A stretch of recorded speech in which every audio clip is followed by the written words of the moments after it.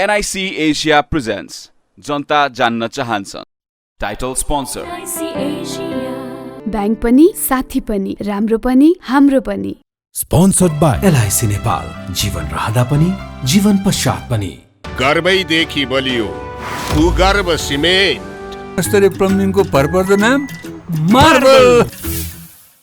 परम्परा आयुर्वेदिक औषधालय, दीर्घरोग उपचार केन्द्र, नयाँ बानेश्वर, काठमाडौँ। उसबे म पनि आजै नेपाल टेलिकमको एन्टी फाइबर सेवा लिन्छु। नेपाल टेलिकम, राष्ट्रको सञ्चार। नबिल बैंक, सँगै अघि।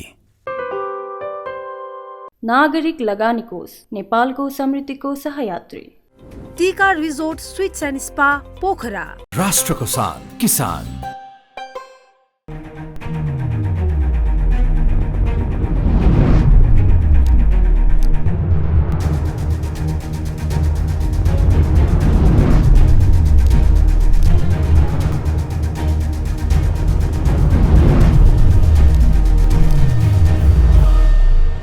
आजको जनता जान्न चाहन्छन् कार्यक्रममा हामी समग्र देशको राजनीति मूलनीतिको बारेमा विशेषमा चर्चा परिचर्चा र बहस गर्न चाहन्छौँ।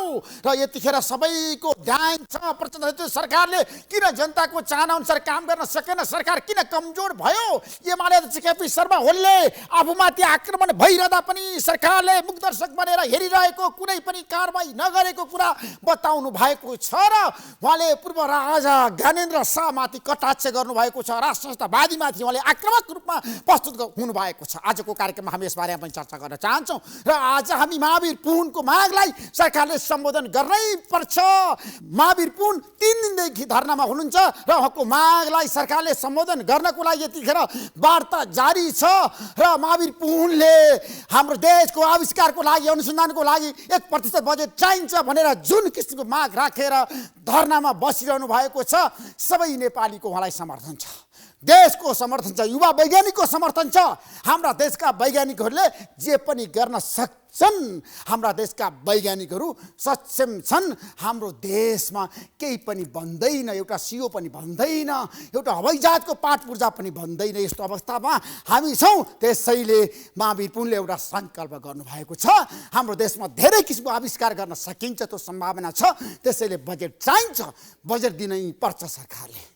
मेरो आग्रह छ प्रधानमन्त्री प्रचण्डलाई, अर्थमन्त्री प्रकाश शर्मा महतलाई, बजेट दिनको लागि कन्जुसाइ नगर्नुहोस्। अयोग्य लडाइँको लागि बजेट दिनुभयो भने किन नदिने महावीर पुनलाई।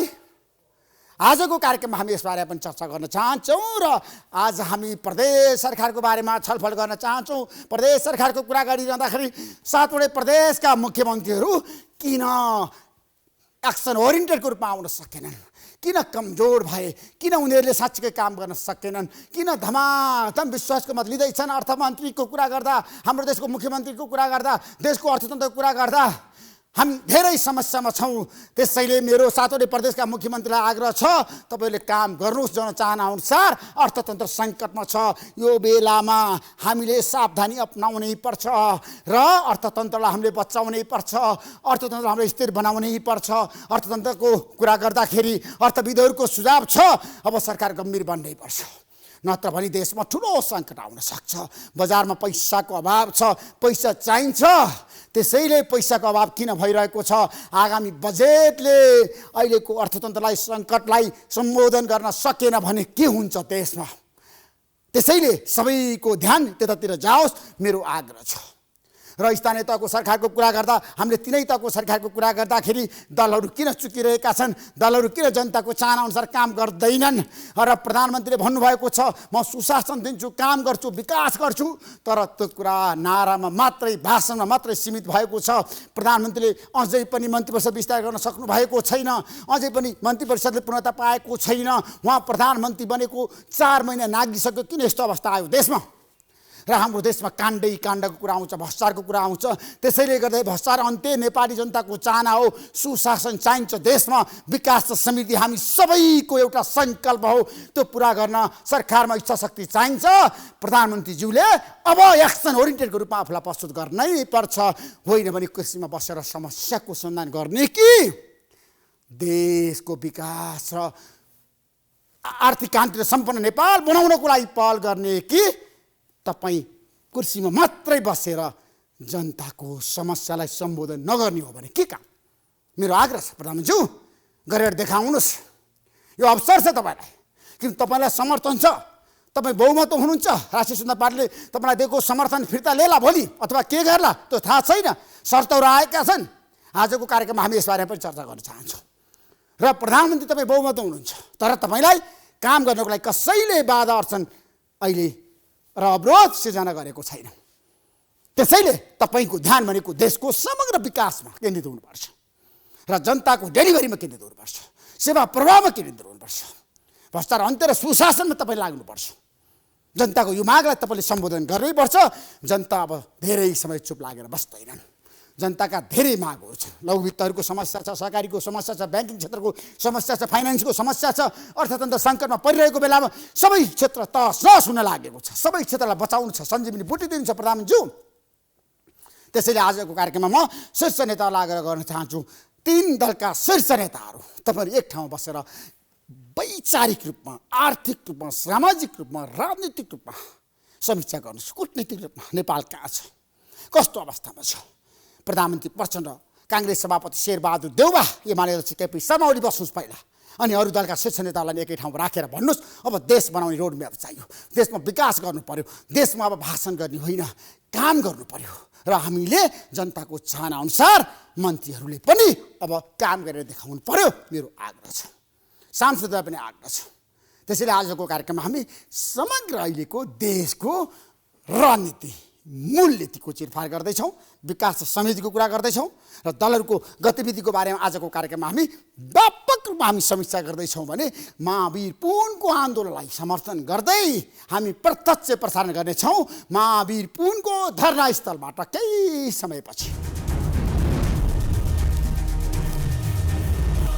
आजको जनता जान्न चाहन्छन् कार्यक्रममा हामी यो देशको राजनीति, मूलनीति, अर्थनीति, कूटनीतिक हरेक विषयवस्तुमा छलफल गर्दैछौँ। हाम्रो बिचमा 3वटा पार्टीका नेताहरू हुनुहुन्छ। यहाँहरू 3जनालाई स्वागत गर्न चाहन्छु जनता जान्न चाहन्छन् कार्यक्रममा। सुभाष पोखरेलजी, नेता नेपाली काङ्ग्रेस, रामकुमार शर्माजी, नेता माओवादी केन्द्र, नारायण प्रसाद आचार्यजी, नेता एमाले। अब बताउनुहोस्, अयोग्य लडाकुलाई पैसा दिँदाखेरि तपाईँले किन विरोध गर्नुभयो? काङ्ग्रेसले किन विरोध गर्यो? सत्तामा बसेर विरोध गर्न मिल्छ? सुहाउँछ? अयोग्य तपाईँको भाषै चाहिँ विरोध गर्ने छ नि त। अयोग्य भइसकेपछि पैसा दिन मिलेन। दोस्रो कुरा सुन्नुहोस् न, क्रान्तिमा सहभागिता जनाएका छन्, सुन्नु न, हतियार उठाएका छन्, द्वन्द्वमा होइन, क्रान्तिमा सहभागिता जनाएका छन्, तिनीहरूलाई परिवर्तन समावेश गर्नुपर्छ। तिनीहरूलाई चाहिँ एउटा म भनौँ किताब पढ्न दिने कि चक्लेट दिने? किताब पढ्न दियो भने लामो समय जान्छ, जीवन चल्छ, विद्या पाउँछ, शिक्षा पाउँछ। चक्लेट खायो भने रोग पनि लाग्छ, भोक पनि लाग्छ। अहिले उहाँहरूले जो दिँदै हुनुहुन्छ ती अयोग्य लडाकुलाई 2 लाखतिर कार्यकर्ता बनाउँदै हुनुहुन्छ। अब सरकार अभिभावक हुने हो। कुनै पार्टीको दलको राज्य कोष दुरुपयोग गरेर कार्यकर्ता बनाउने विधिको समग्र लोकतन्त्रको विरोधी कुरा हो त्यो। कार्यकर्ता पाल्ने राज्य कोषबाट त्यो अनियमितता हो। तपाईले पैसा बाँडे होइन, त्यो गल्ती थियो, सच्याउनुस्। बारम्बार गल्ती गर्ने छुट तपाईँलाई छैन। बारम्बार गल्ती हुँदाको परिणाम के हो? आजको स्वतन्त्र पार्टीहरूको आगमन हो, नयाँ पार्टीहरूको आगमन हो, नेताहरूको भरोसा टुट्नु हो। त्यो कुरालाई ख्याल गर्नु पर्यो परेन? राजनीतिक परिस्थितिको विश्लेषण गर्नु पर्यो परेन? अदालतको निर्णय हो नि त, अयोग्य लडाकुलाई पैसा दिनुपर्छ भने। सुन्नु, अदालत जनताभन्दा ठुलो अदालत होइन। अहिले स्वतन्त्र पार्टीको अध्यक्षले चुनाव जितेर आउनुभयो, अदालत के भन्दै थियो? कतिपय कानुनहरू नागरिकले संशोधन गर्छन्। नागरिकको भड्डिकभन्दा बाहिर तपाईँ जान मिल्दैन। नागरिक के भन्दैछन्? काङ्ग्रेसको होस् कि माओवादी होस् कि एमाले होस्, त्यो यदि तपाईँ त्यो काम गर्नुहुन्छ, अयोग्य लडाकुलाई पैसा दिनुहुन्छ भने पनि समग्र द्वन्द्व व्यवस्थापनको सन्दर्भमा तिनीहरूको रोजगारीको ग्यारेन्टी गर्नुहोस्, शिक्षाको ग्यारेन्टी गर्नुहोस्, स्वास्थ्यको ग्यारेन्टी गर्नुहोस्। तिनीहरूको परिवारलाई इन्सेन्टिभ छ। अर्थमन्त्री तपाईँको पार्टीको हुनुहुन्छ प्रकाश महत, अनि किन यो निर्णय गर्नुभयो? अस्ति इन्टरभ्यू तपाईँकै टेलिभिजन मार्फत हेरेको थिएँ मैले निर्णय गरेको छैन, यो मलाई थाहा छैन भन्ने कुरा। सरकारलाई थाहा छैन, दललाई थाहा छैन। उहाँ आफै अर्थमन्त्री 16वटा मन्त्रालय समावेश गरेको बेलामा निर्णय गर्यो भनेर आज मैले कान्तिपुरको न्युज पढ्दै थिएँ। त्यसो हुनाले के हुन्छ भने प्रधानमन्त्री कुनै दलको मात्रै होइन, प्रधानमन्त्री राज्यको। आज चाहिँ नि पुलिसले तलब खाने अवस्था छैन, पेन्सनरहरूलाई पेन्सन दिने अवस्था छैन। 80-90 करोड रुपियाँ त्यो साथीहरूलाई दिने कुराको म विरोधी होइन, तर के हुन्छ भने त्यसलाई कोष बनाएर दिनुहोस्, द्वन्द्वका सारा मान्छेहरूलाई समावेश गरेर दिनुहोस्, रोजगारीमा, स्वास्थ्यमा, शिक्षामा अभिभावकत्व गर्ने हिसाबले दिनुहोस्, त्यो प्लानका साथ दिनुहोस्। व्यक्तिलाई पैसा दिएर तपाईँ कहिलेसम्म राज्यको दुरुपयोग गर्ने अनि कार्यकर्ता बनाउने, भर्ना पोषण गर्ने? रामगौर शर्माजी, तपाईँको पार्टी सरकारमा छ, तपाईँको पार्टीको अध्यक्ष देशको प्रधानमन्त्री हुनुहुन्छ प्रचण्ड, किन यसरी पैसा बाँड्नुहुन्छ कार्यकर्तालाई? मलाई लाग्छ राज्यको दोहन किन गर्नुहुन्छ? जनता जान्न चाहन्छ, बताउनुहोस्। विपक्षीको मित्रले भन्ने कुरा हाम्रो सरकारको सहयात्री दलको पार्टनरले बोल्दै हुनुहुन्छ। यो राम्रो सङ्केत होइन। नेपाली जनताले 2 महिनामा 4 महिनामा सरकार फेर्ने, प्रधानमन्त्री फेर्ने अनि सरकारको पार्टनरहरू बिचमा तपाईँको एकता सहमति नहुने यो नेपाली जनताले रुचाएको होइन। हामी सबैले देखिरहेछौँ नि, राष्ट्रपा आयो, राप्रपा एउटा कन्जर्भेटिभ पार्टी आयो, जनताले त्यसले भोट जनमत पार्टी आयो, ठिक छ, ठुला राजनीतिक देश र जनताको बारेमा कहीँ न कहीँ यस्तै प्रकारको ठुलो मिस्टेक्सहरू गर्दैछ जो जनताले पसन्द छैन। त्यसकारण यी पार्टीहरू तपाईँको अयोग्य लडाकुको बहिर्गमित भनौँ, अयोग्य त होइन। हामी सबैलाई थाहा छ, गिरिजाबाबु त बित्नुभयो। जुन बेला ज्ञानेन्द्र शाहीले सत्ता हातमा लिएको थियो त्यो बेला सादलको अवस्था के थियो, पार्टीको अवस्था के थियो? यदि माओवादी नभएको भए, माओवादी जनयुद्ध नभएको भए हामी सोचौँ न कस्तो अवस्था हुन्थ्यो यी सादलका पार्टीहरूको। त्यसकारणले ती नेपालीहरू हुन् र अहिले जसरी सत्ता गठबन्धनका प्रमुख दलले, उहाँ नेताजीले जसरी कुरा गर्दै हुनुहुन्छ, मलाई लाग्छ यो कुरा हामी टेलिभिजनमा आएर गर्ने कुरा होइन। एउटा हामी जुन व्यवस्थामा छौँ, संसदीय व्यवस्थामा जहाँ छौँ, त्यसमा त प्रधानमन्त्रीको सुप्रिमेसी हुन्छ। एउटा गठबन्धनको सरकार छ, भर्खर केही समय पहिले मात्रै एउटा गठबन्धन हटेर अर्को गठबन्धन बनेको छ र नेपाली कांग्रेसले त लेसन लिनुपर्ने हो। नेपाली कांग्रेसले एउटा गल्ती गर्दा सबै चिज गुमाएर अनि एकातिर थन्कोमा बस्नुपर्ने स्थिति थियो। यो त प्रधानमन्त्री एउटा प्रचण्डजीकै करिश्मा भन्नुहोस्, गतिशीलता भन्नुहोस् कि पाखा लागेको छेउमा बसेको कांग्रेसलाई फेरि के छ उहाँ राष्ट्रिय सहमतिको नाउँमा ल्याउनु भयो। तर अहिले म के हेर्दैछु, जस्तो अहिले नेपाली कांग्रेसको नेताजीले भन्दै हुन्छ, यो राम्रो सङ्केत होइन, शुभ सङ्केत होइन। जुन जनमुक्ति सेनाले रगत बगाएर मानुस आफ्नो जिन्दगीलाई दाउमा लगाएर जसले जनयुद्ध गरे, जसले लोकतन्त्रलाई ल्याए होइन, ती जनमुक्ति सेनाले मानुस केही राज्यबाट सुविधा लिँदैछ, पाउँदैछ, त्यसको यस प्रकारले विरोध गर्नु जरुरी थिएन। मेरो निवेदन के छ, 63 सालमा जो बृहत शान्ति सम्झौता भयो, तपाईँ त्यहाँको एग्रिमेन्ट हेरौँ, त्यसपछि जो सेनाहरूको सेटलमेन्ट भयो त्यहाँको हेरौँ, त्यसपछि लगातार यसले उहाँको कुरा म तब सत्य मान्थे कि उहाँको प्रधानमन्त्री भन्नुहोस् वा माधव नेपालजीकै त्यहाँबाट हेरौँ न, माधव नेपालजी प्रधानमन्त्री हुँदाखेरि उहाँबाट निर्णय भएको के हो बहिर्गमन सेनाबारे, केपी ओलीजी प्रधानमन्त्री हुँदाखेरि निर्णय भएको के हो, तपाईँको त्यसपछि के भन्छ हाम्रो अर्थमन्त्री एमालेको अर्थमन्त्री पौडेलजी भएको बेला निर्णय के हो, त्यो सबै कुरा छोडिदिनुहोस्। पार्टी नेता अध्यक्षले के निर्णय गर्यो, प्रधानमन्त्रीले के निर्णय गर्यो, सर्वोच्चको डिसिजन के छ हेर्नुहोस् न। सर्वोच्चले सीधा सरकारलाई त्यो 2 लाख रुपियाँ चाहिँ बहिर्गमित सेनालाई देऊ भनेर त्यसरी आदेश गरिसकेपछि के यो प्रचण्डजीले दिएको हो, माओवादीले दिएको हो र? यो त सबैले तपाईहरु आफ्नै हात जगन्नाथ गर्नुभयो नि त सरकारमा भएको बेला। यसबारे म देख्छु 3टा कुरा आएको छ, 3 प्रकारको दृष्टिकोण हो। बहिर्गमित सेनालाई सुविधा दिने बारे 3टा दृष्टिकोण छ। यो सही कि बेठिक, सही कि गलत त्यो त म भनिहालेँ। यो शान्ति प्रक्रियाकै एउटा यो विषय थियो जसलाई विभिन्न पार्टीका प्रधानमन्त्री अर्थमन्त्रीले भन्दै आएको थियो। अदालतले निर्णय गरेपछि प्रधानमन्त्रीजीले अहिले त्यो गर्नुभयो।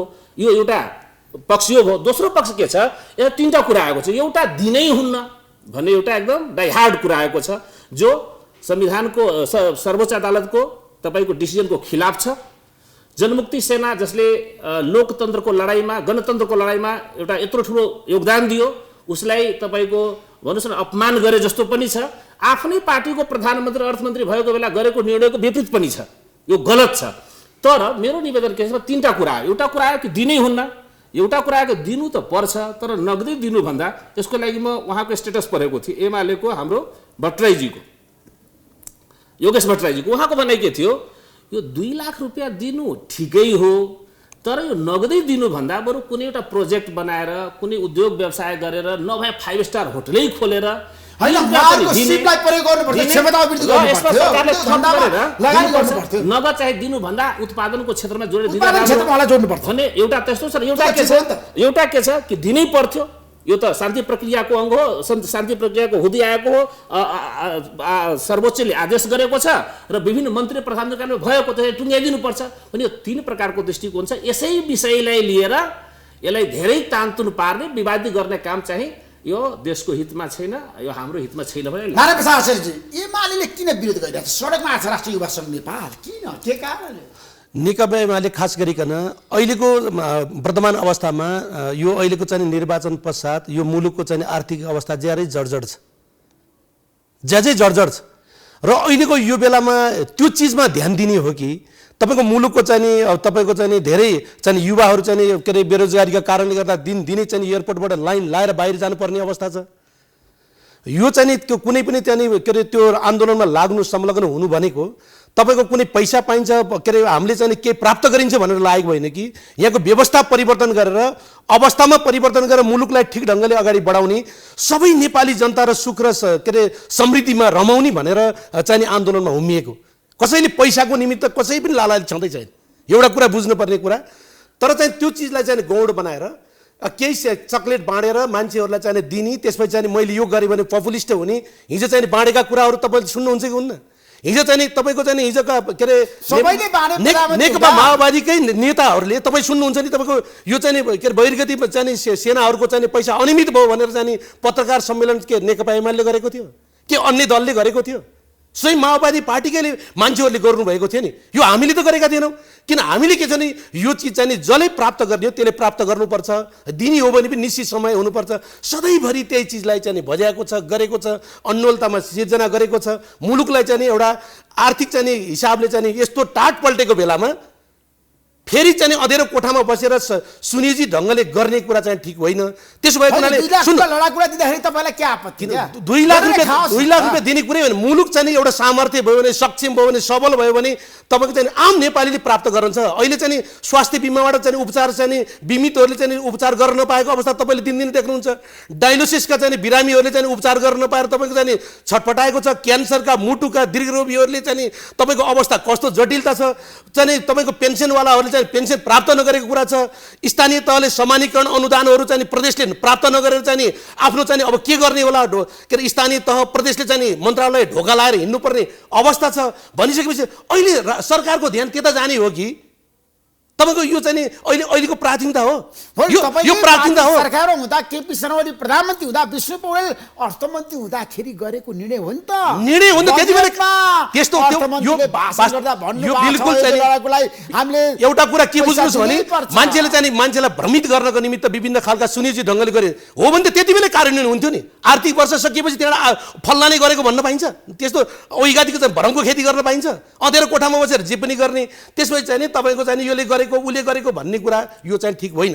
तर के हो भने यो आन्दोलनमा चाहिँ योगदान गरेका, महत्त्वपूर्ण चाहिँ भूमिका निर्वाह गरेकाहरूलाई हामीले चाहिँ कुनै डाइभर्ट गरेर चाहिँ तेजोवध गर्ने कुरा भन्दा पनि उहाँहरूलाई सम्मान गर्ने कुरा अरू चाहिँ एउटा राष्ट्रिय सहमतिका माध्यमबाट राष्ट्रिय सहमति गरेर त्यो पनि केही कुरा हुन सक्ला। यो मात्र के अरे चाहिँ त्यो एउटा मुभमेन्ट मात्रै छ र मधेस आन्दोलन छ तपाईँको चाहिँ 7 सालदेखिको चाहिँ आन्दोलनमा चाहिँ के अरे चाहिँ जिन्दगीभरि चाहिँ काम गरेका, अहिलेसम्म केही प्राप्त नगरेका मान्छे त्यत्तिकै बसेका छैनन्। द्वन्द्वको बेलामा चाहिँ के एउटा पक्ष मात्रै चाहिँ तपाईँको चाहिँ परेको थियो। थुप्रै मान्छे चाहिँ त्यो के अरे विस्थापित भएर मान्छे चाहिँ घरमा बस्न नसकेर ढोका लाएर मान्छे चाहिँ मान्छेहरू बसेका पीडित मान्छे कति छन्? यो त समग्र पक्षलाई हेर्नुपर्छ नि। एउटा पक्षलाई मात्रै गरेर गर्न पाइन्छ? मिल्छ? राज्यले त्यस्तो गर्न पाइन्छ? राज्यले विभेद गर्न पाइन्छ? राज्यले विभेद गर्न मिल्छ मिल्दैन? राज्य यो निर्णय फिर्ता लिनुपर्छ भन्ने खारेज हुनुपर्छ भन्ने एमालेको बटम लाइन हो। यो त स्वतः खारेज हुनुपर्छ। किन राज्य अहिले ज्यादै कमजोर छ। मुलुकले चाहिँ तपाईँको आर्थिक हिसाबले चाहिँ पुरै अहिले टाट पल्टेको छ। त्यही भएकोले निर्वाचनपछि कुनै एउटा आशाका कुराहरू चाहिँ किरणहरू जागृत भएका थिए। फेरि एउटा गठबन्धनको नाममा एउटा चाहिँ एउटा कालाकोट एकदम अँधेरो कोठामा बन्द कोठामा बसेर विभिन्न खालका चाहिँ षड्यन्त्रहरू मुलुकलाई कमजोर बनाउने, नेपाली जनतालाई चाहिँ अप्ठ्यारोमा पार्ने, अन्योलता सिर्जना गर्ने, परिवर्तनलाई चाहिँ एउटा विभिन्न ढङ्गले चाहिँ एउटा प्रहार गर्ने खालको चाहिँ परिस्थिति भएको छ। त्यसप्रति हाम्रो पार्टी नेकपा एमाले आम नेपाली जनताको चाहिँ चासोको विषय भनेको त्यो त्यसो भएको हुनाले युवा सङ्घले हाम्रो पार्टीका चाहिँ लिडरहरूले चाहिँ त्यो विषयमा चाहिँ प्रश्नका साथ कुरा राख्नु भएको छ। यो विषय पनि एउटा विषय हो, पक्ष हो, त्यसलाई पनि हामी कुन बेलामा के गर्ने भन्ने कुरा त जान्नु पर्यो नि। मकै छर्ने बेलामा तपाईँको अरू चिज गर्ने, मकै छर्ने बेलामा मकै गर्नु पर्यो, दसैँमा चाहिँ टिका लाउने बेलामा अरू काम गर्ने, दसैँ टिका लाउने त टिका लाउने काम गर्नु पर्यो नि, अरू चिज गर्ने। हामीले त जे चिज गर्ने हो त्यो चिज त्यो बेलामा सन्दर्भमा गर्ने हो। त्यसो भएको हुनाले अहिले बिचमा फेरि सरकार चाहिँ यो त अहिले चाहिँ भर्खर निर्वाचन पश्चात यो गत चाहिँ के अरे सरकारले गरेकोलाई कार्यान्वयन गर्ने कुरा हो। पुँजीगत खर्च कति कमजोर छ, पुँजीगत खर्च कमजोर छ, देशमा अर्थतन्त्र सङ्कटमा छ, तर पनि शान्ति प्रक्रियालाई चाहिँ निष्कर्षमा पुर्याउनु पर्दैन, लडाकुलाई हामीले सेवा सुविधा दिनु पर्दैन, त्यसलाई पुर्याउने कुराको त कुनै दुई मात्रै छैन। तपाईँको चाहिँ त्यो शान्ति प्रक्रियालाई पुर्याउने कुरा पटक सुन्नु न, पटक तपाईँको चाहिँ तपाईँको सम्बन्धित चाहिँ द्वन्द्वरत पक्षको चाहिँ साथीहरू नेतृत्व गर्ने साथीहरू पनि त सरकार थियो नि, उहाँहरूको सरकार थियो। तपाईँको त यति लामो भइसक्यो। यो चिज भनेको कुनै चाहिँ एउटा दल विशेषको एउटाले मात्रै चाहिँ एकदम चाहिँ क्रेडिट लिने ढङ्गले होइन कि यो त समग्र पक्षलाई ध्यानमा राखेर गर्ने कुरा हो नि। यो त चाहिँ पाएको बेलामा चाहिँ ठ्याक्क चाहिँ टिप्पणी सदर गरेर त्यसपछि चाहिँ जे पनि गर्न पाइने छुट राज्य कोषको चाहिँ दोहन गर्ने कसैलाई छुट छ? यो बिल्कुल कसैले गर्न सक्दैन। त्यसो भएको हुनाले यो भने नेपाली जनताको खुन पसिएको हुनाले जम्मा भएको चाहिँ स्रोत हो, त्यसलाई चाहिँ प्रयोग गर्ने कुरा मन लाग्यो भने जे पनि निर्णय गर्ने कुरा यो चाहिँ बिल्कुल हामीलाई चाहिँ यो सहमत छैन। त्यसमा कुनै पनि कारणले आधारले स्वीकार्य छैन, यो कुनै हालतले पनि यसमा चाहिँ स्वीकार्य छैन। अब सुभाषजी काङ्ग्रेसले के गर्छ त? यो फिर्ता गर्नुपर्छ भन्ने हो, खारेज गर्नुपर्छ भन्ने होइन। अब सभापतिजीको स्टेटमेन्ट आइरहेको छैन, तर हामी भन्छौँ यो खारेज गर्नुपर्छ। हामी किन भन्दैछौँ भने गठबन्धन टुट्न सक्छ होइन, गठबन्धन सरकारमा राज्य प्रधानमन्त्री गरेको निर्णयको विरोध गर्न सक्छ, मिल्छ यस्तो उहाँहरूले भने आजको गठबन्धन जो छ नि यो अपवित्र छ। मैले त तपाईँले बारम्बार यो टेलिभिजनमा यो गठबन्धन सुन्नुहोस्, म भन्छु किनभने कम्युनिस्ट पार्टी र काङ्ग्रेस पार्टी बिचको एकताका आधारहरू तय छैन हो। यो कहिले एमालेसँग जोडिन पुग्छ, कहिले काङ्ग्रेससँग जोडिन पुग्छ। यो यसले 15 वर्षको नेपाल बनाउने योजना छ, योसँग छ। यो चाहिँ नि अहिले उहाँहरू दुईटा पार्टीको एकता गर्दा कुनै आधार थिएन, त्यहाँका पार्टीका नेताहरूलाई थाहा थिएन। बुझ्नुहोस्, यो विशुद्ध लेनदेनको राजनीति अपसंस्कृतिले आजको लोकतन्त्र धराशायी छ। धराशायी कुनै कारणले छ भने विचारविहीनताबाट छ, संस्कृतिविहीनताबाट छ, लुटतन्त्र छ। बस सुन्नुहोस्, आज सुन्नुहोस्, 46 सालदेखि म तपाईँलाई बताउँ, 46 सालदेखि आजसम्म आइपुगेका पदाधिकारीहरू नेताहरूको हैसियत तपाईँ हेर्नुहोस्, चाहे मेरो सभापतिको होस् चाहे उहाँहरूको सभापतिको होस्, प्रश्न उठेको छ कि छैन? यसको जवाब दिनुपर्छ कि पर्दैन? लोकतन्त्र भनेको मिलिमिली नेताहरूले बनाउने कानुन निश्चित राजा ज्ञानेन्द्र भन्दा कति कठोर कानुनहरू बनाउने हो। म कम्युनिस्ट पार्टीको मान्छे होइन, म काङ्ग्रेस पार्टीको मान्छे। तपाईँको यही मञ्चमा बसेर मैले शेरबहादुर देउवाले निर्णय गरेको कुरा खोटाङमा कार्यान्वयन हुन नदिएको मान्छे हो। तपाईँलाई देखाएको हो नि निर्णय। हामी प्रजातन्त्रवादी हौँ, प्रजातन्त्रमा कार्यकर्ता भनेको कार्यकर्ता हुँदैन, साथी हुन्छ। म तहगत साथी हुँ, म शेरबहादुर देउवा मेरो नेता हो, सभापति हो, पूर्व प्रधानमन्त्री हो, आदर्श हो, तर उहाँले गरेका प्रत्येक कमजोरीहरूको साक्षी म बस्न सक्दिनँ। म एउटा मान्छे हुँ, म स्वतन्त्र नागरिक। अहिले मेरो सभापतिलाई अपिल गर्छु, अहिले गर्छु। देश सङ्कटमा छ, अर्थमन्त्रीको स्टेटमेन्ट आइसक्यो, नेताहरूको स्टेटमेन्ट आइसक्यो, शेखर कोइराला गगन थापा लगायतका थुप्रै नेताहरूको स्टेटमेन्ट आइसक्यो। उहाँहरू प्रधानमन्त्रीलाई पनि म आग्रह गर्न चाहन्छु, गठबन्धनमा प्रश्नहरू उठेपछि त्यसको जवाब प्रधानमन्त्रीले दिनुपर्छ फिर्ता गरेर। उहाँहरूको कुरामा एउटा राष्ट्रिय सहमति क्राइसिस छ भनेको छैन, पुलिसले तलब खाएको छैन बाबा, वृद्धवृद्धले पैसा पाएका छैनन् बाबा, पेन्सनरहरूले पेन्सन पाएको छैन, कति खर्ब रुपियाँ 20 खर्बभन्दा बढी लोन भइसक्यो। उहाँहरू दुईटा कम्युनिस्ट पार्टीको धङधङीमा सोसाइटीमा उहाँहरूले चाहिँ कहिले पम्फादेवीको नाममा मान्छेको महत्त्वाकांक्षा जगाइदिनु भयो, नचाहिँदा कुरा समाजमा लिएर जानुभयो। त्यसको परिणाम 20 वर्ष 30 वर्षपछि देखिँदैछ नि त। आज रविजीले त्यो महत्त्वाकांक्षा फेरि बाहिर लिएर आउँदै हुनुहुन्छ। त्यसकारण अति महत्त्वाकांक्षी समाजलाई बनाउनु, योजनाविहीन कुरा भाषण गरेर हिँड्नु, समाजलाई आतंकित गर्नु तपाईले बनाउन सक्नु भएन। दोषी त काङ्ग्रेस होला। दोष हामी न तपाईलाई भन्छु, जिम्मा लिन्छौँ। 51 सालमा अघि तपाईले भन्नुहोस्, म तपाईलाई बताउँछु, 51 सालमा हामीले दिएको नेतृत्व गरे देशको। तपाईले सत्य कुरा भन्छु नि त, हामीले सत्ता टिकाउन नसक्नु हाम्रो कमजोरी हो। 51 सालको मध्यावधि आजको सबभन्दा ठुलो समस्या हो। पार्टीभित्रका द्वन्द्वहरूको व्यवस्थापन गर्न नसक्नु आजको समस्या हो। उहाँहरू जस्तो प्रचण्डले जे गरो, ओलीले जे गरो, ओलीको विरोध गर्न सक्नुहुन्छ उहाँ? विरोध गरेको दिन त निकालिदिन्छ बाबा, उहाँलाई पनि निकालिदिन्छन्। त्यो लोकतान्त्रिक पार्टी होइन। उहाँहरूको अधिवेशन नभएको कति हो माओवादीको? एमालेको अधिवेशन त त्यो त परम्परागत अधिवेशन हो। स्वयं सभापति लडेको मान्छेलाई टिकट नदिने अनुदारवादी नेतृत्व छ बाबा त्यहाँ। हामी त हक्काहक्की बोल्दैछौँ शेरबहादुर देउवाका विरुद्धमा र पनि यो पार्टीमा छौँ, टिकट पाएका छौँ। त्यसकारण तपाईँहरू पनि काङ्ग्रेस फुटाउने तयारीमा छैनौँ हामी। शेखर यो पार्टी फुट्दैन, कुनै हालतमा पार्टी फुट्दैन। काङ्ग्रेस पार्टीभित्र रूपान्तरण र परिवर्तनको बहस हुन्छ, विशेष महाधिवेशन बोलाइन्छ। विशेष महाधिवेशन किन बोलाइँदैन? हाम्रो व्यवस्था अनुसार बोलाइन्छ। 25% सदस्यहरूले, कुनै नेताको चाहिँदैन। हामी महाधिवेशनका साथीहरूले विशेष महाधिवेशन बोलाउन सक्छौँ। त्यसका बारेमा छलफल हुँदैछ, कुराकानी हुँदैछ, बहस हुँदैछ। बोलाउनुहुन्छ काङ्ग्रेसको? अब हामी 1 हप्ता 10 दिनमा साथीहरू बसेर निर्णय गर्छौँ नि। अहिले किन हल्ला गर्नु पर्यो धेरै? विशेष महाधिवेशन जानुपर्छ। बिपी कोइरालाले सुबोध शमशेरलाई हटाउँदाखेरि विशेष महाधिवेशन बोलाएको थियो। देशमा आर्थिक सङ्कट छ, देशमा राजनीतिक सङ्कट छ। आज 3टा गठबन्धन दलहरू मिल्दाखेरि कसैको भोट 7,000, एमालेको भोट 7,000 आयो, 19 7,000, काङ्ग्रेसको त बरु 20,000 आयो बाबा। तब तपाईँले देख्नुभयो चितवनमा रविको भोट कति आयो? गठबन्धनको हालत त्यो छ।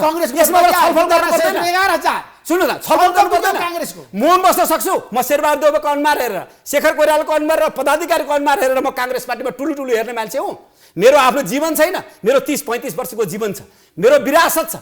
के कारणले भयो? काङ्ग्रेस पार्टीको नीतिको कारणले भएको, नेतृत्वको आजको लथालिङ्ग पाराले, दृष्टिविहीनताका कारणले, संस्कारविहीनताका कारणले, जवाबदेही नहुनुको कारणले आज कहीँ देश कमजोर भएको छ भने नीति नभएर होइन, नेतृत्वको असफलताका कारणले। 30 वर्षदेखि एउटै नेतृत्व सबै पार्टीमा। 48 सालको नेतृत्व छ। नजन्मिएको मान्छे सोभिता गौतम 27 वर्षको मान्छे एमपी भयो।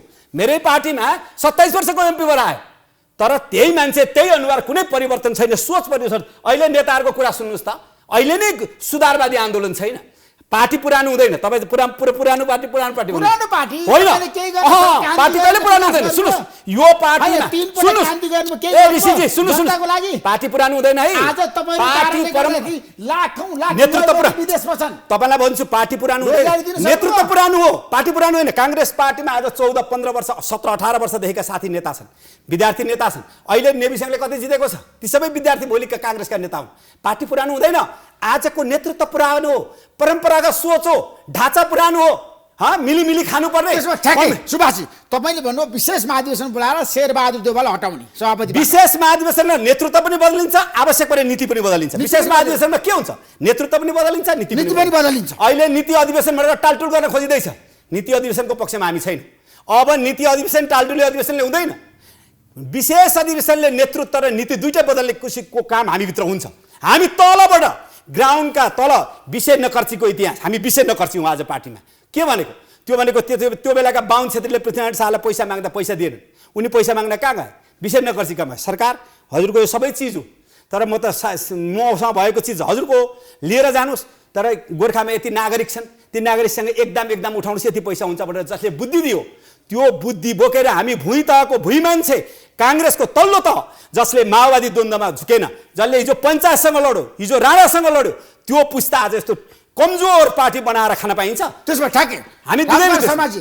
अब माओवादी केन्द्रको नेतृत्वमा सरकार छ देशमा, प्रचण्ड तेस्रो पटक प्रधानमन्त्री बनिरहनु भएको छ, तर उहाँले पनि कुनै परिवर्तन देश र जनताको लागि दिन सक्नु भएन।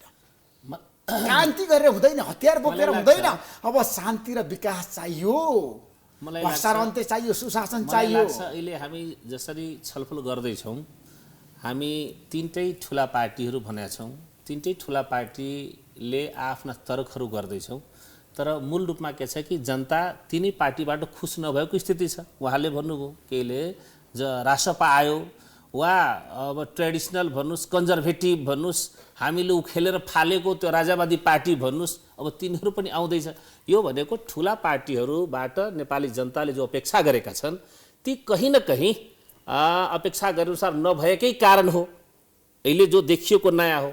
तर एउटा कुरा के हामीलाई थाहा हुनुपर्छ कि अहिले जसरी उहाँले आफ्नो पार्टीभित्रको बहस गर्दै हुनुहुन्छ, पार्टीभित्रको बहस यसै कारणले पहिला पनि नेकपाको जो सरकार बन्ने थियो, त्यो सरकार पनि पार्टीभित्रकै कलहलले गर्दाखेरि गएको हो, आफ्नै कारणले ढल्यो। अहिले पनि नेपाली कङ्ग्रेसभित्रको आन्तरिक जो उहाँले डेमोक्रेसीको कुरा, त्यो सबै पार्टीभित्र इनर डेमोक्रेसी हुन्छ नि त, आन्तरिक सब पार्टीभित्र। उहाँ मात्रै हाम्रो पार्टीमा माओवादी पार्टी त लड्दै कति टुक्रा विभाजन भयो।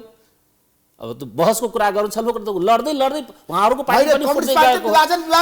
पार्टीभित्र छलफल बहस सुन्नु, पार्टीको कमी कमजोरले करेक्सन गरेर अगाडि बढ्नु ठिकै कुरा हो, तर उहाँको पार्टीमा छ, अरू पार्टीमा छैन, त्यो कुरा छैन। मेरो मात्रै भनाइ के छ, आफ्नो पार्टीभित्र भएका असन्तुष्टिको कारण, आफ्नो पार्टीभित्र भएको समस्याको कारण त्यो चाहिँ आम नागरिकले त्यसको चाहिँ पीडा भोग्नु हुँदैन, त्यसको मार्का आम नागरिकमा जानु हुँदैन, त्यसको कारण सरकारले पैसा दिइसकेपछि गठबन्धनमा केही समस्या आउन सक्छ अब? होइन, त्यो होइन। आन्तरिक लोकतन्त्र निजी पार्टीको विषय होइन, आन्तरिक लोकतन्त्र आम जनताको सरकारको विषय हो।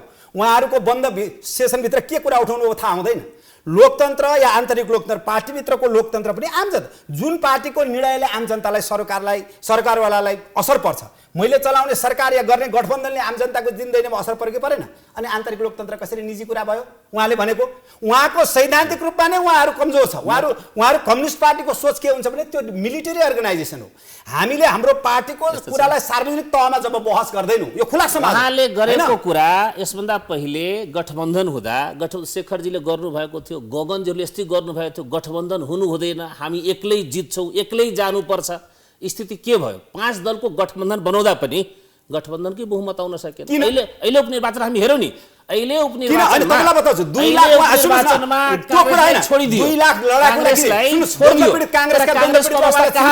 कांग्रेसको अवस्था कहाँ गयो? त्यसकारण कांग्रेसले धेरै फुर्ती फार्ती गर्नु जरुरी छैन। उहाँहरुको समस्या के छ? यो गठबन्धनलाई इमानदारीपूर्वक लानुपर्छ। कांग्रेस त सिंगल हिँड्न सक्ने स्थितिमै छैन त। छैन सक्ने त उ जान्थ्यो नि। कांग्रेस एक्लै हिँड्ने स्थितिमा छ। कांग्रेस एक्लै जान सक्दैन। एक्लै सक्दैन। सक्ने भए त जान्थ्यो नि। यस्तो हुन्छ के? कांग्रेस एक्लै हिँड्न सक्ने स्थितिमै छ। सुन्नुस्, एमाले र ओली त प्रोभोकेटेड हो। एउटा उ सक्दैन। एमालेको उहाँले एउटा व्यक्तिलाई चाहिँ तेजोवध गरेर उहाँ चाहिँ पुरै गर्दै हुनुहुन्छ। नेकपा उहाँ भित्र आन्तरिक लोकतन्त्र उहाँ कति लड्नु भएको छ त्यहाँभित्र? उहाँको एउटा जनसङ्गठन अहिलेसम्म अधिवेशन भएको तपाईँले देख्नुहुन्छ? पार्टीको मात्रै भएर हुन्छ? एउटा जनसङ्गठन तपाईँ देखाउनुहोस्। एउटा जनसङ्गठन तपाईँ देखाउनुहुन्छ? यो 6-7 वर्ष तरुण दलको देखाउनुहोस्, के अरे महिला सङ्घको देखाउनुहोस्, कुनै सङ्गठन देखाउन सक्नुहुन्छ? एउटा देखाउनुहोस्। नेकपा एमालेको अल सबै जनसङ्गठनहरूको आफ्नो चाहिँ के अरे हाम्रो चाहिँ एउटा के अरे आफ्नो चाहिँ जुन वैधानिक चाहिँ संवैधानिक चाहिँ अनुसार व्यवस्था अनुसार सबैको चाहिँ अधिवेशन भएको छ। उहाँले एउटा अधिवेशन गराउन सक्नु भएको छ? उहाँले एउटा गराउन सक्नुहुन्छ? उहाँ केही गर्न सक्दैन। लोकतन्त्रवादी उहाँको नाम मात्रै हो। उहाँको सरासर झुट अर्काको बारेमा पढ्नुहुन्न, सुन्नुहुन्न। हाम्रो केही समय अधिवेशन नभएको नयनसिंह महर्जी अधिवेशनबाट आएको होइन। अहिलेको अधिवेशन अहिलेको होइन, तपाईको पनि कतिवटा मनोनित भयो भन्ने हाम्रो टोटल गरेका छौँ। उहाँको होइन, उहाँको त भाग लिन पनि पाइँदैन। माधव नेपालका पालामा कयौं नेविसङ्घका अखिलका अध्यक्ष उनीहरूलाई गलत निकालियो, थाहा छ कि छैन? तपाईँ यो त वैघात कुरा हो। हामीले त्यस्तो गर्दै लोकतन्त्रको सबैभन्दा दृढतापूर्वक चाहिँ प्रक्रियामा जाने पार्टी नेकपा एमाले यो देशमा हामी दावाका साथ भन्छौँ। नेपालका कम्युनिस्टबाट हामीले पढ्नुपर्ने भइसक्यो, त पनि एमालेबाट। जो सुन्नुस् न, उहाँको पार्टी अध्यक्ष लडेको मान्छेलाई जसले टिकट दिन सक्दैन, त्यसको बारेमा बोल्न सक्नुहुन्न। त्यति असोसिएटेड मान्छे हुनुहुन्छ उहाँको नेतृत्व। टिकटको विषय त तपाईँले कुरा गरे अर्काको विषय कुरा गर्नुपर्छ। तपाईँ आन्तरिक भित्र कुरा गर्नु न, तपाईँले अर्काको विषय कुरा गर्नु भएन। सुन्नुस् त, उहाँको के दोष थियो? नेपाल प्रति उहाँको के दोष थियो? के भीमरावले राम्रो सम्पादन गर्नु भएन? भीमराव पुरानो नेता थिएन? भीमराव के भन्दै हुनुहुन्छ? त्यहाँभित्रको योगेश भट्टराईको टिकटको विषय आन्तरिक चाहिँ पार्टीको चाहिँ जीवनको कुरा तपाईँले क्वेसन गर्नुपर्ने कुरा तपाईँले गर्नुपर्ने कुरै थिएन नि। तपाईँको पार्टीभित्र पनि कति अन्याय भएको छैन? देउबाको बारेमा टिप्पणी गर्दैछु, उहाँले त्यो बगैँचा हामीले पनि गर्छौँ, हामीले गर्छौँ नि, हामीले गरिरहेको छौँ। यसमा मेरो भनाइ के छ, जसरी हामी अहिले लड्दैछौँ नि, तपाईको यो टेलिभिजन धेरै लोकप्रिय टेलिभिजन हो। लाखौं लाख मान्छेले हाम्रा बहसहरू सुन्दैछन्। हाम्रा बहसहरू अहिले जनताले सरकारबाट अपेक्षा गरेका जो सुख शान्ति र समृद्धिको विषयहरू छ, हाम्रा बहसले मुलुकलाई त्यतातिर लाने हामी बहस गर्दै छैनौँ। अहिले जो आर्थिक सङ्कटको कुराहरू छ, हाम्रा बहसहरू त्यो आर्थिक सङ्कटको बारे चिन्तित छ कि छैन, केन्द्रित छ कि छैन। अहिले भानु जो सरकार एउटा सरकार हटेको छ, अर्को नयाँ गठबन्धन बनेको छ। अहिले गठबन्धनकै दलभित्र जुन प्रकारले नेताजीहरू बिचमा कुरा भइरहेको छ, वास्तवमा यो बहसले जनताले सकारात्मक रूपमा लिन्छ कि लिन्छ? त्यसकारण म के भन्छु, जनताले के पाए क्या? नेपाली कांग्रेसको जनताले केही पनि पाएन। माओवादीको नेतृत्वमा भएको जुन सरकार छ, यसलाई प्रचण्डजीसँग धोखा गरेर उहाँसँग भएको सम्झौतालाई छोडेर बेइमानी गरेर जो एकचोटि उहाँले चल्न खोज्नुभयो, त्यसको फल नेपाली कांग्रेसले पाएको थियो। त्यसको सार्वजनिक रूपमा नेपाली कांग्रेसले गल्ती भयो। माओवादी इमान्दार छ, प्रचण्डजी इमान्दार छ, उहाँले गरेको सम्झौतामा अड्नुहुन्छ, पछाडि हट्नुहुन्न भनेर यो कुरा सार्वजनिक रूपमा स्वीकार धेरै दिन भएको छैन नि त। त्यो स्वीकार गरेरै अर्को गठबन्धन बनेको हो। पहिला पनि ओलीजीसँग गठबन्धन पनि प्रचण्डजीको कारण टुटेको होइन, ओलीजीकै कारण टुट्यो। अनि अहिले जो नयाँ गठबन्धन बन्यो त्यो गठबन्धन पनि काङ्ग्रेसले गल्ती रियलाइज गरेपछि नि बन्यो। प्रचण्डजीमा यसपालि हुन त ठिक छ हाम्रो पार्टीले अब जुन होइन प्रचण्डले पनि जनताको चाहना अनुसार काम गर्न सक्नु भएन नि त। कुरा के छ प्रधानमन्त्री भन्दा हुटुकी छ म काम गर्छु भनेर खोइ त कहाँ? इमानदारीपूर्वक मूल्याङ्कन गरौँ। कुनै पनि सरकारले राम्रो डेलिभरी दिनु भनेको त्यसको स्ट्रेन्थको आधारमा दिने हो। जनताकै तपाईँको जो भोटिङ हो कुन प्रकारको छ, हाम्रो जो निर्वाचन प्रणाली हामी अपनाएको छौँ यो निर्वाचन प्रणाली कसैको बहुमत हुनेवाला छ। बहुमत नभइसकेपछि सरकार जसको नेतृत्व बन्यो सरकार बन्ने यस्तै हो। त्यसकारण जनताले पनि भोट दिने बेलामा एउटा गठबन्धनले बहुमत दिलाइदिएको भए निश्चित रूपमा एउटा बलियो सरकार हुन्थ्यो, 5 वर्षको सरकार बन्थ्यो।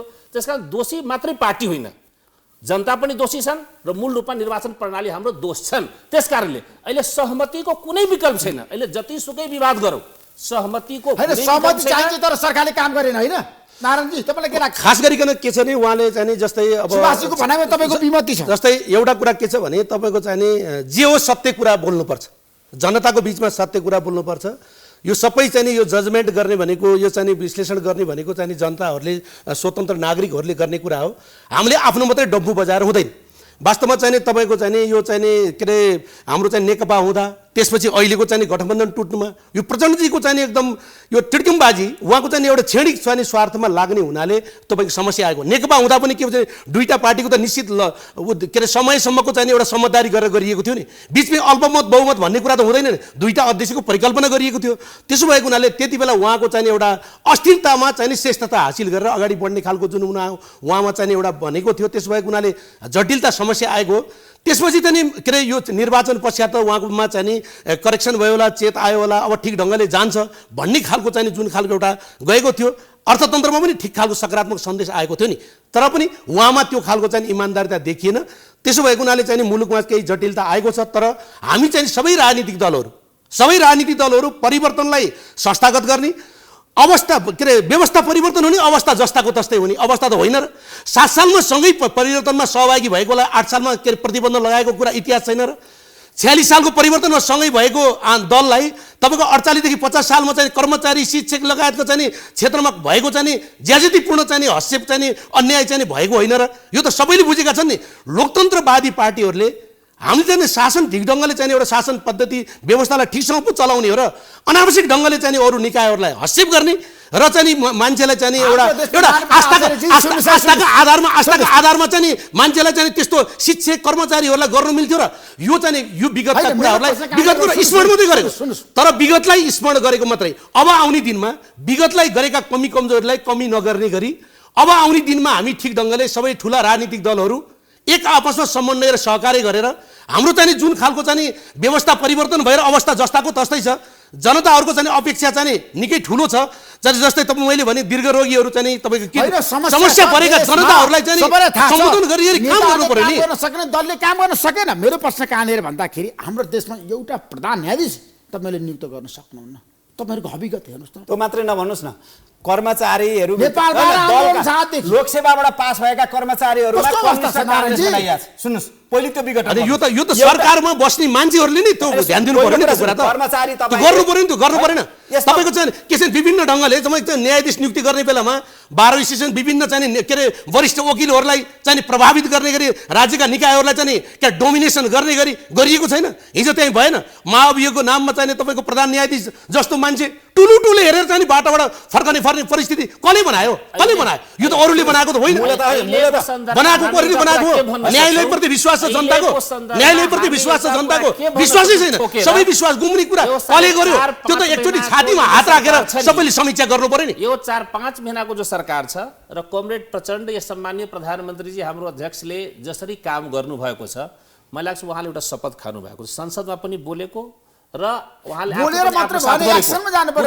उहाँ जुन दिनदेखि प्रधानमन्त्री बन्नु भएको छ उहाँले गल्ती समात्ने कहीँ न विपक्षीले ठाउँ पाएको छ। गल्ती गर्नु भएको छैन प्रधानमन्त्री। उहाँ त गल्ती त बित्तामा गर्नु भएको छ। एक दिन संसदमै आउन सक्नुहुन्न नि।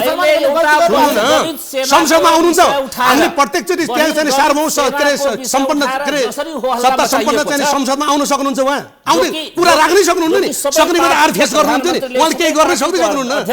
म त बाहिर कोठामा बसेर काम गरिरहनु समेत जो गर्नै पर्ने कुरा हो त्यस्ता कुरामा विवाद गर्नु बाहेक अहिलेसम्म प्रधानमन्त्रीबारे कुनै गम्भीर विषयमा कसैले प्रश्न उठाउन सकेको छ?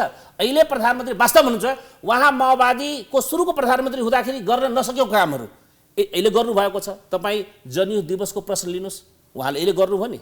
अहिले तपाईको जति पनि शहीद माओवादी कार्यकर्ताको गर्न जति पनि माओवादीका अब सुन्नुस् न, हैन माओवादीको आफ्नो कार्यकर्ताको गर्नु भएको माओवादीको अरु रातै मुलुकको लागि गर्नु यस्तो यो त सबै कुरा त्यही हैन, उहाँले आफ्नो पार्टीको लागि पनि गर्नु भएको छ, यो देशको लागि पनि गर्नु भएको छ, राष्ट्रको लागि केही गर्न सक्नु भएको छैन। यो चाहिँ एकदम हामीलाई बुझेकै कुरा छ। अहिले उहाँहरु दुईटै यो कसैले लुकेकै छैन, जानेकै छैन। उहाँले प्रधानमन्त्रीको पद लिँदाखेरि देशको आर्थिक अवस्था के थियो?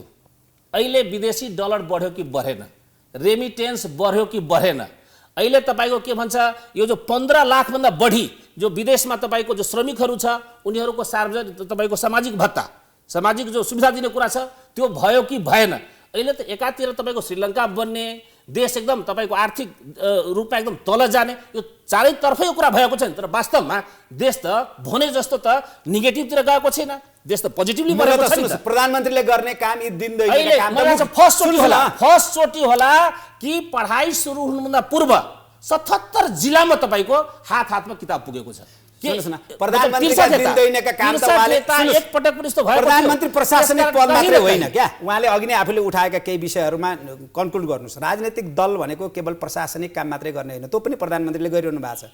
अहिले प्रधानमन्त्रीले धेरै विवादित कुरा गर्नु भएको छैन, तर दुईवटा कुरा मेजर विवादित गर्नुभयो, त्यो बाहिर आइसक्यो। एउटा चाहिँ जनयुद्धको सन्दर्भको कुरा, एउटा चाहिँ नि यो लडाकुलाई दिने कुरा। त्यो बाहेकका कुरामा त उहाँले केही कामै गर्नु भएको छैन। किन काम गर्नु भएको छैन भने सरकार मन्त्रीमण्डलले पुरा भएको छैन।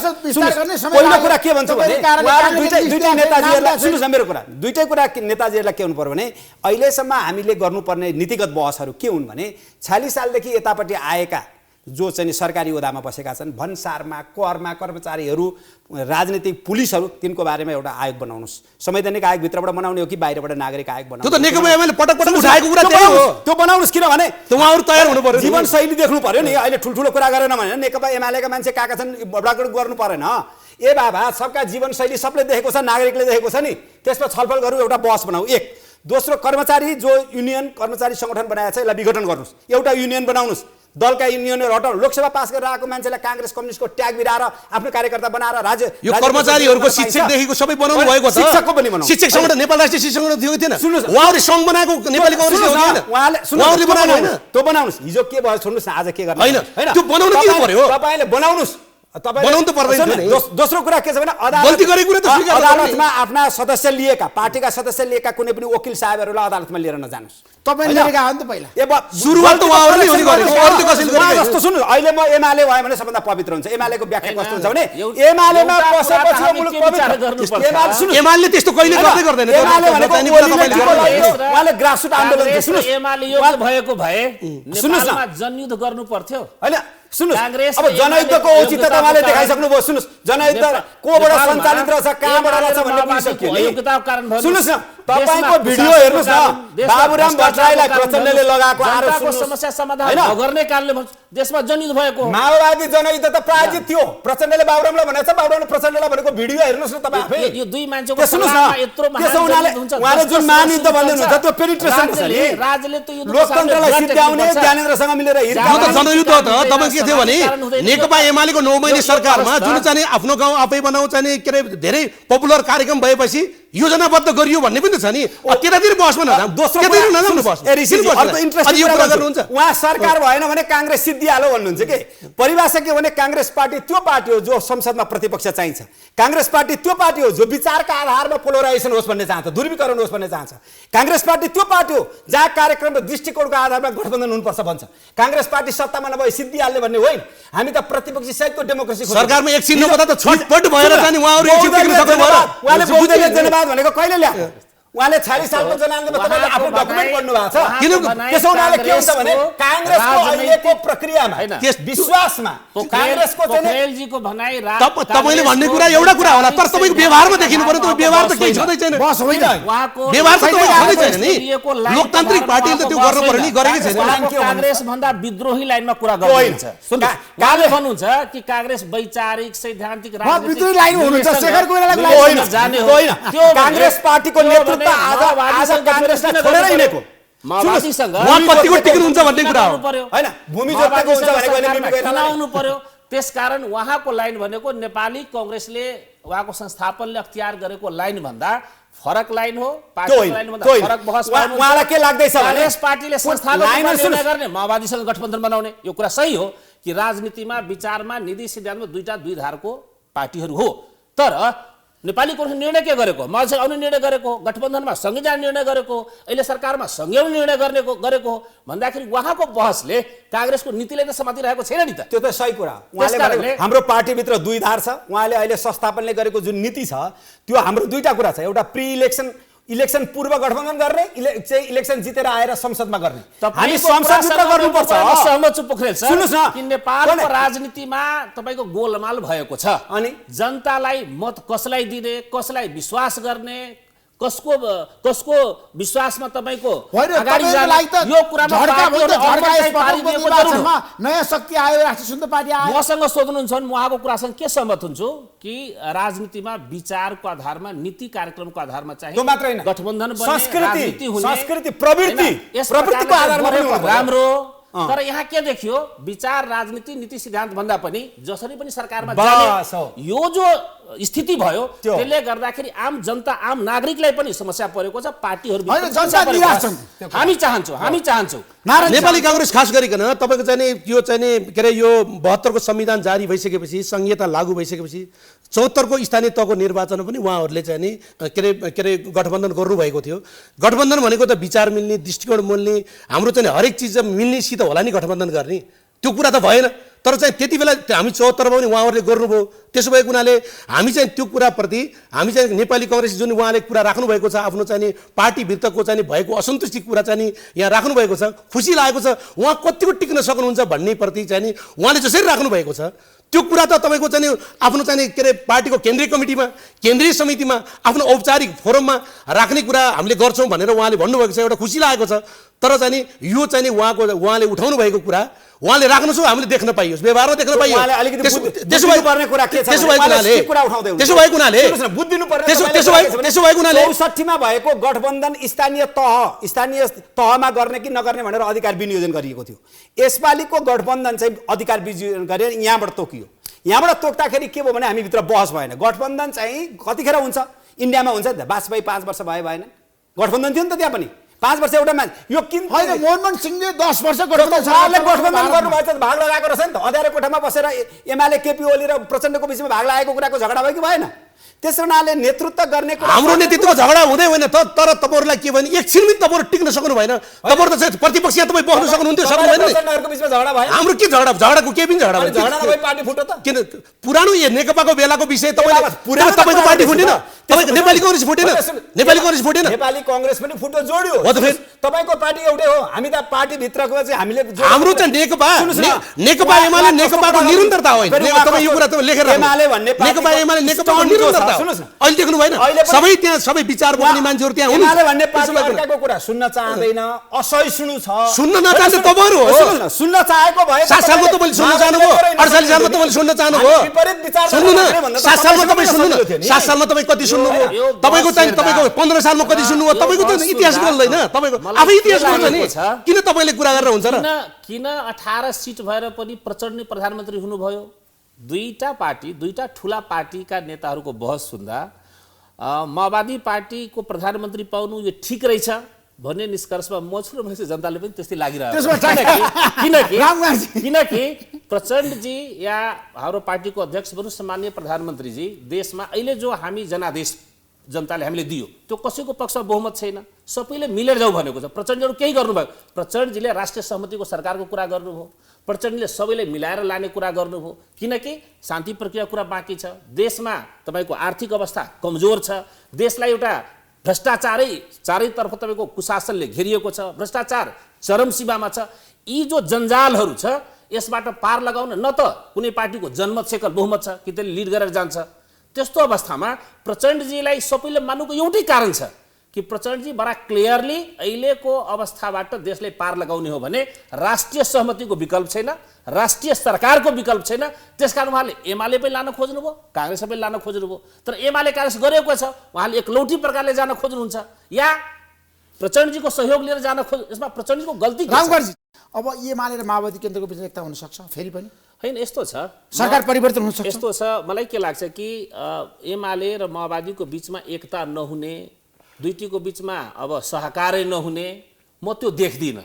हुनै पर्ने एकता हुनै पर्ने एमाले माओवादीको बिचमा हो, सहकारै हुनै पर्ने माओवादी एमालेको बिचमा हो।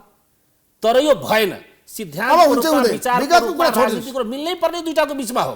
तर नमिलेको कारण के छ कि नेताहरूको अहङ्कारले, घमण्डले या व्यक्तिगत स्वार्थले, म एउटा कार्यकर्ता, म एउटा माओवादीको कार्यकर्ताको नाताले के भन्छु कि जो कम्युनिस्ट पार्टीहरू अहिले फुटेको छ, यसले जनताले दुःख पाएको छ, देशले दुःख पाएको छ, यसले जनताले कसलाई रोज्ने कसलाई नरोज्ने भ्रम पनि सृजना भएको छ। त्यसकारण आगामी राजनीति अहिलेको गठबन्धन जे छ, अब यसले तुरुन्तै तपाईँको तलमाथि गरेर जाने स्थिति हुँदैन, त्यो गर्नु पनि राम्रो पर्दैन। किनकि अहिले नेपाली जनताले खोजेको के हो कि स्थिर सरकार खोजेको हो, जे जस्तो भए पनि बहुमतको सरकार बनेको छ। त्यसकारण यो अहिलेको गठबन्धनलाई टिकाएर जनताले खोजेको प्रकारले तपाईँको जे गर्न सकिन्छ गरेर जानु नै उचित हो। तर आगामी दिनमा, आगामी चुनावमा, अर्को चुनावमा ध्रुवीकरण भनेको विचारको आधारमा, राजनीतिको आधारमा, सिद्धान्तको आधारमा, नीति कार्यक्रमको आधारमा हुनुपर्छ। त्यसो हुँदा समाजवादी पार्टी भएर जाने, एउटा लोकतान्त्रिक पार्टी भएर जाने, चुनाव फेरि पनि तपाईँको बिचमा गठबन्धन बन्न सक्छ। हामी कार्यकर्ताको नाताले, जनताको कुरा सुनेको नाताले त यो मिल्नुपर्छ, मिलेर जानुपर्छ। नेताहरूको घमण्डको कारण, आफ्नो स्वार्थको कारण यो चाहिँ दूरी बनेको छ, त्यो जनताले मन पराएको छ। नेपालको कम्युनिस्ट आन्दोलन जाने एउटा एकताबद्ध हुन जरुरी नै छ। किन त्यो चाहिँ सम्भावना छ? त्यो सम्भावना छ। किन विभिन्न प्रचण्ड र माधव नेपालको बिचमा त्यो नहुनु पर्ने कारण केही पनि छैन। उहाँहरूले चाहिँ आफ्नो चाहिँ स्वार्थ केन्द्रित राजनीतिबाट माथि उठेर देश र जनता, कम्युनिस्ट आन्दोलन, यो मुलुकको चाहिँ एउटा समृद्ध नेपाल, सुखी नेपालीको चाहिँ आकांक्षा पूरा गर्ने गरी, मुलुकलाई समृद्ध बनाउने गरी हाम्रो चाहिँ विभिन्न चाहिँ तपाईँको कालखण्डमा निजीकरण र चाहिँ उदारीकरणको नाममा चाहिँ उद्योग धन्दा कल कारखानाहरू चाहिँ भएका कुराहरू, घटनाहरू पनि छ। त्यो पीडाबोध भएको छ। त्यसो भएको हुनाले यहाँ चाहिँ एउटा मान्छेलाई चाहिँ एउटा समृद्ध बनाउनका निमित्त हामीले चाहिँ उच्च स्तरको राजनीतिक चाहिँ सरकार, यो सरकार त अर्को बजेट ल्याउन सक्दैन, बजेट ल्याउन सक्ने स्थितिमै छैन सरकार। अहिले टालटुले कुरामा चाहिँ जोडजाडमा छ। हाम्रो नेपाली कांग्रेसको नेताले भन्नुभयो यो चाहिँ के छ भने यो सरकारले बजेट ल्याउन सक्ने अवस्थामै छैन, बजेट ल्याउन सक्ने अवस्थामै छैन, ल्याउनै सक्दैन। एकदम सक्छ यो सरकार। अब उहाँहरूले त प्रतिपक्ष सरकार ढल्दै छ, सुन्नुहोस् न, सरकार ढल्दैन। एउटा कुरा प्रश्न छ, नेपालको कम्युनिस्ट आन्दोलन भ्रमपूर्ण आन्दोलन हो। उहाँहरू दुईटैले भन्नुभयो नि, हामी दुईटा मिल्नुपर्छ, मिल्न सक्छ। अहङ्कारी आन्दोलन हो त्यो, कम्युनिस्ट पार्टी होइन। त्यो आफूलाई कहिले वामपन्थी भन्छ, उहाँहरू भन्दा के भन्नुहुन्छ, हामी वामपन्थी पनि भन्नुहुन्छ, सेन्टर टु लेफ्ट प्रोग्रेसिभ भन्छ त्यसलाई। उहाँहरू आफूलाई कम्युनिस्ट, पहिले कम्युनिस्ट हुनका निम्ति कम्युनिस्ट सिद्धान्त के हुनुपर्छ? म कम्युनिस्ट हुँदा के पढेको, म पनि कम्युनिस्ट हुने दिन भएको नि। पहिले उहाँको निजी सम्पत्ति छोड्नु पर्यो। सुन्नुहोस्, पहिले निजी सम्पत्ति छोडेर कम्युनमा जानु पर्यो। उहाँहरू कम्युनिस्ट होइन, उहाँहरू भ्रम हो। के भने उहाँहरूको सबभन्दा निजी सम्पत्ति उहाँहरू जोड्नुहुन्छ। उहाँहरूको नेता ठुलो छ, उहाँहरूको कुनै कम्युन छैन, उहाँहरू निजी सम्पत्तिको पक्षधर्ता हुनुहुन्छ। त्यही सुन्नुहोस्, वैचारिक उहाँले चाहिँ एउटा भ्रमको खेती मात्रै गर्नुभएको छ। त्यो हुने पनि यो भयो भनेर उहाँले भन्नुहुन्छ नि, कम्युनिस्टले भन्नुभएको छैन। 48 सालतिर के भन्नु, 60 वर्षपछि गोली हानेर मार्छ, उहाँले भ्रमको खेती भए सिवाय त कुनै कार्यक्रमै छैन नि। आफ्नो कार्यक्रम हुनु पर्यो पार्टीको परिकल्पना हो। सुन्नुहोस् न, हामी त लोकतान्त्रिक मूल्य मान्यता, व्यक्तिको निजी सम्पत्ति राख्ने अधिकार, त्यसलाई त हाम्रो संविधानको व्यवस्था भए अनुसार हिँडेको नि। यो ओइगाती कुरा गर्ने, त्यसकारण अहिले देख्नु हाम्रो संविधान अनुसारको चाहिँ चल्नु पर्यो कम्युनिस्ट पार्टी त। मैले तपाईलाई संविधान विरोधी काम कम्युनिस्ट पार्टीले गर्छ। आजभन्दा 6 महिना अगाडि ओइगात कुरा गर्नुहुन्छ हेरेर भन्छु म, यो गठबन्धन अपवित्र छ। मैले त्यो बेला पनि भनेको थिएँ, नेपालका कम्युनिस्टहरू धोकेबाज हुन्। तिनीहरूले राजालाई पनि धोका दिए, डेमोक्रेसीलाई पनि देख्छन्, ग्लोबल पोलिटिक्स र रिजनल पोलिटिक्स बदलिएका दिन यो पुँजीवादी व्यवस्था कामै छैन, यो प्रजातन्त्र कामै छैन, यो निर्वाचन प्रणाली कामै छैन। हामीले त नसकेर गरेको यो प्रजातन्त्रबाट मान्छेका गरिबी निवारण उहाँहरूले भन्नुहुन्छ भोलि नेपालका कम्युनिस्ट लोकतान्त्रिकरणतिर गइसक्यो हो। त्यो बाध्यता हो, उहाँले त्यो आचरणमा देखाउनु पर्यो। आचरणमा कसरी बाध्य हुन्छ? हामी लोकतान्त्रिक आन्दोलनमा 46 साल 7 साल सबै परिवर्तन, हामी के प्रमुख साझेदार होइन, हामी प्रमुख शक्ति उहाँले के भन्नु जस्तो म भन्दैछु, हामीले पार्टी भित्र सुन्नुहोस्, तपाईँ प्रश्न छ नि, उहाँ सुन्नै जानु न त, सुन्नु न रामजीले कुरा गरेको कुरा ठिक छ। किनभने लोकतान्त्रिक आन्दोलनमा नेपाली कांग्रेसको योगदान छ, त्यो हामी सबैलाई थाहा छ। हामीले नेपाली कांग्रेस लोकतान्त्रिक पार्टी भनेकै छौँ, तर लोकतान्त्रिक पार्टी भन्नाले खालि शब्दमा लोकतन्त्रको कुरा गर्ने, तर नागरिकको जीवनमा हैन, उसको सुख दुखमा, उसको रोजगारीको क्षेत्रमा, उसको आम्दानीको क्षेत्रमा, उसको न्यायको क्षेत्रमा, उसको अधिकारको क्षेत्रमा, यी तमाम क्षेत्रमा नेपाली कांग्रेसले प्रगतिशील प्रकारले गयो कि गएन, मूल कुरा त्यो हो। माओवादी पार्टी त्यो समीक्षा गर्न सकिन्छ, त्यो समीक्षा गर्न सकिन्छ। अहिले जो देशमा मानुस् न संहिता आयो, गणतन्त्र आयो, धर्मनिरपेक्षता आयो, समावेशी लोकतन्त्र आयो, नेपाली कांग्रेसको लोकतान्त्रिक विचारले, उसको नीति सिद्धान्तले देशलाई त्यहाँ लगेको भए त माओवादीले यत्रो ठुलो जनित गर्नु पर्दैन थियो, यत्रो ठुलो रगत बगाउनु पर्दैन थियो नि त। त्यसकारण नेपाली कांग्रेस शब्दमा लोकतान्त्रिक, कुरामा लोकतान्त्रिक, तर वास्तवमै भन्नुहुन्छ भने यो देशमा कम्युनिस्ट शक्ति, त्यसमा पनि माओवादी शक्ति नभएको भए, माओवादीको नेतृत्वमा देशमा 10 वर्षको जनयुद्ध नभएको, हामी जहाँ छौँ त्यहाँ हामी हुनेवाला नै थिएन नि त। यहाँको भएको सीमित लोकतन्त्र पनि त ज्ञान लगिदिन्छ। ठ्याक्कै जहाँ सुन्नुहोस् त, अब हामीले विगतको कुरा रामजीले मैले थोरै राजनीतिको कुरा ठ्याक्कै मलाई के बताउनुहोस् भन्दाखेरि प्रचण्ड नेतृत्व सरकारले छ नि बजेट ल्याउन सक्छ, सियोर ल्याउँछ। त्यसमा तपाईँ उहाँले भन्नु बजेट ल्याउन सक्दैन। अब नेपाली कांग्रेसले त्यस्तो मूर्खता गर्दैन। कांग्रेसले धोका दिँदैन। यो सरकार गर्दैन। यो सरकार सरकारले बजेट ल्याउँछ, यो सरकार यो गठबन्धन जान्छ। कांग्रेसले विश्वासको मत तान्दा हो, कांग्रेसले सरकारबाट अलग हुँदा हो। मलाई लाग्छ कांग्रेसले अब यस्तो गल्ती गर्दैन। एकचोटि गल्ती गरेर कांग्रेसले सबै घुमाइसकेको थियो। अहिले 4-4वटा प्रदेशमा जसको मुख्यमन्त्री छ, सरकारमा जसको यत्रो ठुलो ताकत छ, सारा राजनीतिक नीतिमा जसको वर्चस्व छ, अब एकचोटि गल्ती गर्यो कांग्रेसले फेरि किन गल्ती दोहोऱ्याउँछ? त्यसकारण उहाँहरुको मानसिकता र हामीमा फरक के छ भने राज गर्दैन। यो सरकार राम्रोसँग चल्छ, राम्रोसँग बजेट ल्याउँछ र तपाईको टेलिभिजन मार्फत हामी आम नागरिकलाई यो आश्वस्त गर्न चाहन्छौँ कि सरकारले आउँदो बजेटबाट सरकार त्यति सजिलोसँग चल्न सक्ने अवस्थामा छैन। जटिलता जर्जर छ। उहाँहरु चाहिँ आन्तरिक द्वन्द तपाईको चाहिँ सबै दुनियाले जानेको छ नि। एमालेको साथीलाई हामी भन्न चाहन्छौँ, कांग्रेसको नेताले अहिले भर्खर भनेको अभियक्तले पनि त बुझाउँछ नि यो सरकार ठिकठाक हामी सरकारको आलोचना अन्धभक्त भएर हुँदैन। हामी सरकार टिकाउँछौँ, यहाँ भित्र छलफल पनि गर्छौँ, बहस पनि गर्छौँ। पार्टीको आन्तरिक लोकतन्त्रका बारेमा पनि हामी पार्टीभित्र इनर पार्टी डेमोक्रेसीको बारेमा छलफल हुन्छ। सँगै के हुन्छ भने उहाँलाई म बुझाउन चाहन्छु, रामजीलाई एउटा कुरा सैद्धान्तिक कुरा बुझाउँछु। लोकतन्त्रमा प्रजातन्त्र राजनीतिक अधिकार आइसकेपछि अरू अधिकारहरू तपाईले लडेर पाउनुहुन्छ, अरू पार्टीले लडेर पनि ल्याउलान्। हामी अयोग्य भए अर्को पार्टी पनि आउला। दलहरूको विकल्प दल हो, दलहरूको विकल्प कुनै व्यक्ति होइन, राजतन्त्र होइन, सेना होइन, पुलिस होइन। सुन्नुस्, दलको विकल्प दल हो। राजनीतिक स्वतन्त्रता प्राप्त भएपछि आर्थिक, सामाजिक, शैक्षिक अरू स्वतन्त्रता पाइन्छ। देशलाई चाहिएको छ। मलाई भन्छु यो सरकार जान्छ, 5 वर्ष जान्छ। यो बजेटसम्म पनि यो सरकार जान सक्दैन। यो चाहिँ प्रश्न भए हुन्छ। त्यसो भएको हुनाले हामी चाहिँ सबै प्रश्न कुनै विकल्प छैन। नेपाली कांग्रेस भित्र पनि तपाईको धेरै जाने त्यो विषयमा चाहिँ छलफल भएको छ। तर म रामजीलाई भन्छु, प्रधानमन्त्रीलाई के भन्नु पर्यो भने फुर्सद देखाउनु भएन। प्रधानमन्त्रीले काम धेरै गर्नु पर्यो, हामीले मेहनत धेरै गर्नु पर्यो। सामाजिक राजनीतिक आन्दोलन हामी यसबारे फेरि बहस गरौँ। थ्यांक यू सो मच यहाँहरु तीनजना, धेरै धन्यवाद। NIC Asia presents जनता जान्न चाहन्छ। टाइटल स्पोन्सर बैंक पनि, साथी पनि, राम्रो पनि, हाम्रो पनि। स्पोन्सर्ड बाय LIC नेपाल, जीवन रहँदा पनि जीवन पश्चात पनि। गर्वैदेखि बलियो भूगर्भ सिमेन्ट। स्तरीय प्लम्बिङको भरपर्दो नाम मार्बल। परम्परा आयुर्वेदिक औषधालय, दीर्घरोग उपचार केन्द्र, नयाँ बानेश्वर, काठमाडौँ। उसबे म पनि आजै नेपाल टेलिकमको एन्टी फाइबर सेवा लिन्छु। नेपाल टेलिकम, राष्ट्रको सञ्चार। नबिल बैंक, सँगै अघि। नागरिक लगानी कोष, नेपालको समृद्धिको सहयात्री। टीका resort sweets and spa Pokhara. राष्ट्रको शान, किसान